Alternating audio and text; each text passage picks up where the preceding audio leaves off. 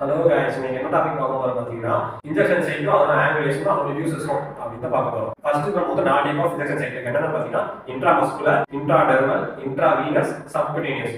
First intramuscular என்ன பார்க்கலாம். Intramuscular பாத்தீங்கன்னா டெல்டா டிஜென்னா போடுவாங்க, 90 டிகிரி ஆங்கிள் வச்சு போடுவாங்க. இதோட யூசஸ் என்னன்னு பாத்தீங்கன்னா வேக்சினேஷன் போறதுக்காகவும் ஆன்டிபயோட்டிக்ஸ் போறதுக்காகவும் இந்த சைட்டை யூஸ் பண்ணிக்கிறாங்க. இன்ட்ராடெர்மல், இந்த இன்ட்ராடெர்மல் எங்க போவாங்கன்னா ஸ்கின்னோட கீழே இருக்க டெர்மல் லேயர்ல போடுவாங்க. இதோட ஆங்குலேஷன் பாத்தீங்கன்னா 5 to 15 டிகிரி ஆங்குலேஷன், 0.5 ml வந்து போடுவாங்க. எதுக்காக போடுறாங்கன்னா பேஷண்ட் பாத்தீங்கன்னா அலர்ஜிக் ரியாக்ஷனா இருக்கும் சில டைம் போட்டா, அதுக்காக இந்த ஆங்குலேஷன் போட்டு பேஷண்ட்டுக்கு சென்சிட்டிவா இருக்காங்களா டெஸ்ட் எடுக்கிறதுக்காக பாக்குறாங்க. நெக்ஸ்ட் வந்து இன்ட்ராவெனஸ் வந்து எங்க போடுவாங்கன்னா அந்த கையில எல்லாம் போடுவாங்க பாத்தீங்களா, அதான் இன்ட்ராவெனஸ் சொல்லுவாங்க.